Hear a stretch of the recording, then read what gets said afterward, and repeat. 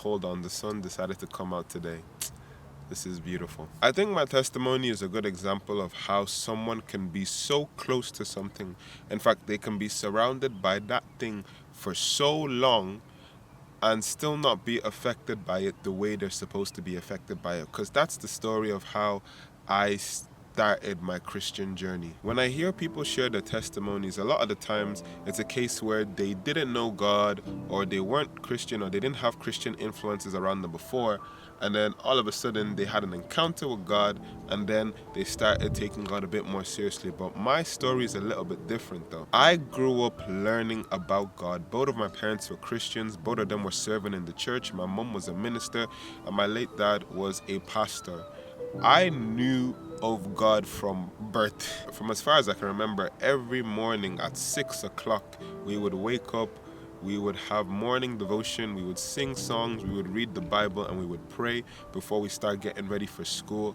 I remember kids' Sunday school in church and having to learn about Moses, David, and Goliath, and all these popular characters on the Bible. I remember having to memorize the books of the Bible from Genesis to Revelations before I turned 10. And the Christian faith was something that we practiced so much so that I couldn't picture life without it.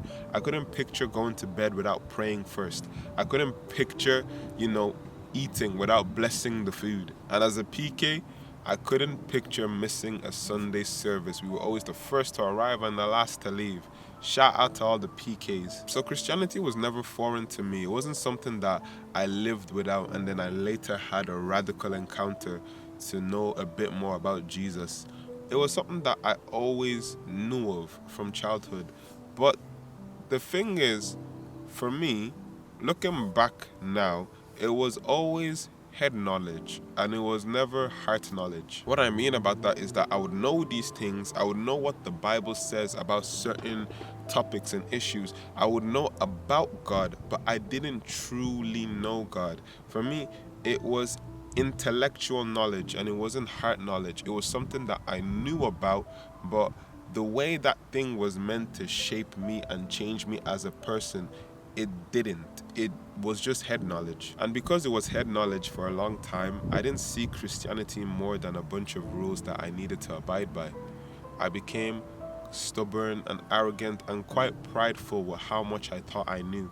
Whenever I would have conversations with people who didn't know much about Christianity and I was able to step in and talk about X, Y, and Z, the feeling of pride, the feeling of that guy, those were the kind of feelings that I had growing up from as far as I can remember. But then things started to change a lot when I entered secondary school, or high school for some of you guys. I would say from my first year of secondary school, I was very much out there. I was very involved in extracurricular things, and I just wanted to be known in a sense.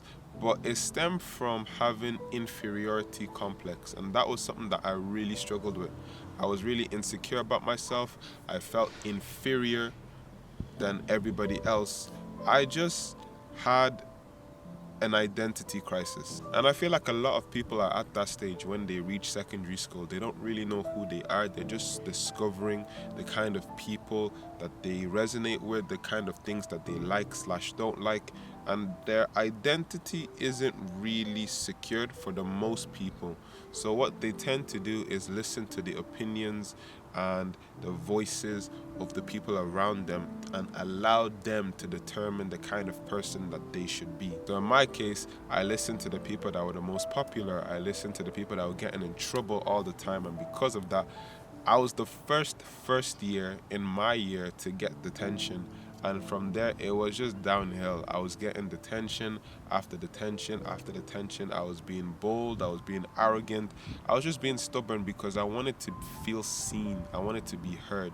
But at the same time, I wanted to appeal to the people around me as well.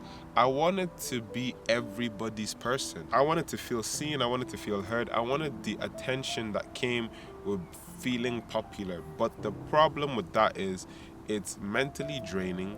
You become popular not always by the right things, and it just reveals a lot about your own character. There were a lot more issues that I faced in first year. One of them was being exposed to explicit images and videos. I'm not going to say what it is because of YouTube regulations, but I'm sure you know what I'm talking about. I was exposed to this by someone that I thought was my friend, and it just opened a door of curiosity that I found very, very, very difficult to shut. But you know what the crazy part is? The crazy part is the fact that I was still playing church.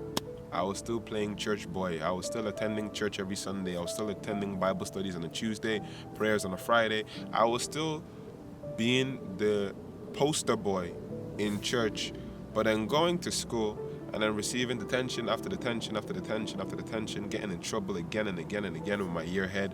And I just continued on that trajectory up until third year. My third year of secondary school is when things finally kind of peaked, because I had received so many detentions that I got suspended from school. I remember when that suspension letter hit my door, I was like, I'm really getting suspended from school, you know. But just a side note before I continue the story, I absolutely love filming outside simply because it forces me to overcome the fear of what people might think of me.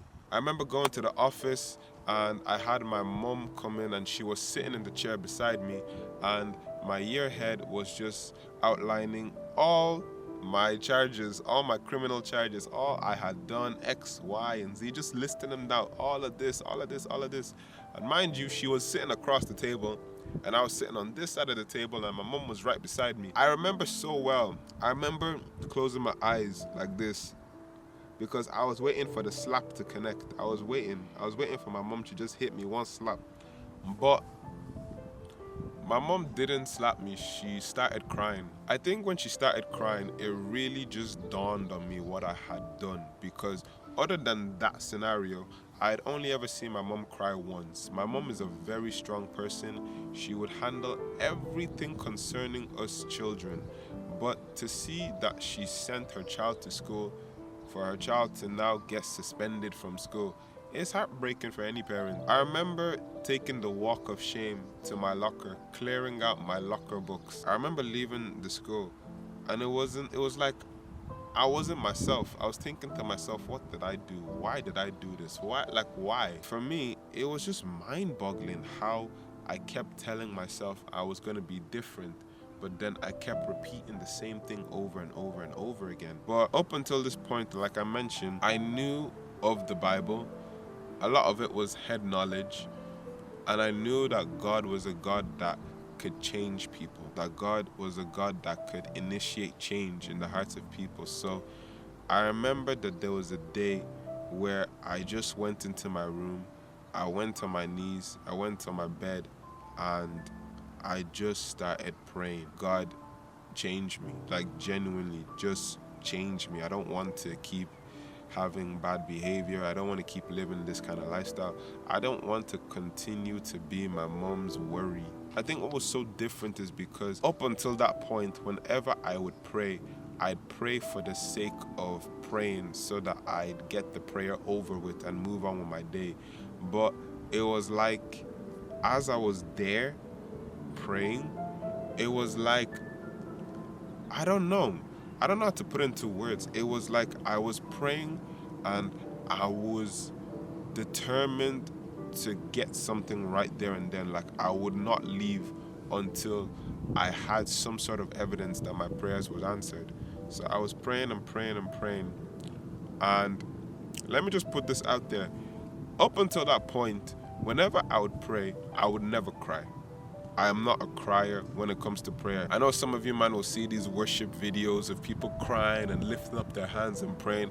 Bruh, that's not me. Or so I thought. Because up until that point, I didn't cry. But when I started praying that prayer, I cried like a baby. You don't understand. Like tears just kept coming out. I couldn't stop it. Like, you know what ugly cry is? I ugly cried. It was bad. But looking back on it now, I realized that it was God's Spirit that had touched my heart and gave me the hope and the assurance that I would change, that change is possible. So after my suspension, I went back into school. I studied as much as I could, and then I sat my exams, did well, went into summer holidays. But where things really began to change was when I went into transition year, and then the people that were in my environment, the people that I was surrounded by and had negative influences on me, they went into fifth year. So I went into a new year. I had a new class. I was learning about work experience, building CVs. I was dipping my toes into different projects, and all these different things would later contribute into building my identity later on. But at this point, some of you are probably expecting me to say, oh, Jewel, from here it was all sunshine and rainbows. From here, Jewel never struggled or never had any issues. Wrong. Even after I prayed that prayer in my room, I still continued down the trajectory of doing my own thing, being egotistical, being arrogant and prideful, wanting everybody to know who I was. I still struggled with inferiority complex. I still felt less than others, even though there was no reason for me to feel that way. Well, God was still working behind the scenes, and I didn't realize it up until COVID. During the COVID season, where everywhere was locked down, everyone had to stay at home, there was social distancing, vaccines, people were panic buying bread, everywhere was tense, people had a lot of fear. In the midst of all that, God really singled me out and drew me to himself. He really said, you have all the time now to get to know me, so get to know me. It was during that point a desire developed for me to experience what I had experienced before in my bedroom, to get to know God, to get to understand him, to just go down this rabbit hole of trying to understand the Christian faith and what I say I believe in. And I did. I went down that rabbit hole, and it was the most beautiful thing ever. Like, I really got to understand the love of God, the sacrifice of Jesus, how God's plans for us are good and not evil. I really got to see God from a different perspective, because I think it's different when somebody's preaching at you versus when you are doing your investigation yourself. And it just filled me with so much joy, so much so to the point where I decided that I didn't want to keep it to myself anymore. And that's when I decided to start making videos about my faith, to start sharing what I feel has deeply impacted me, so that in a way it can impact others as well. Now, I didn't start off like that when I started making content. At first, I was making content that I felt would be entertaining for people. I wanted to make content that people would laugh at, people would think I'm funny, people would think I'm that guy. There was still this sort of mindset of, I want people to see me as this. I don't want to feel inferior. I want people to see me as that guy. But over time, the closer that I got to God, the less I began to care about what others thought of me. I encountered God when I was halfway into secondary school. As I was leaving secondary was when I decided to do more research and understand the faith for myself, not just based on what other people said. And it was when I got into college that I decided I'm going to take this faith and personify it. I don't want it to just be family-based faith.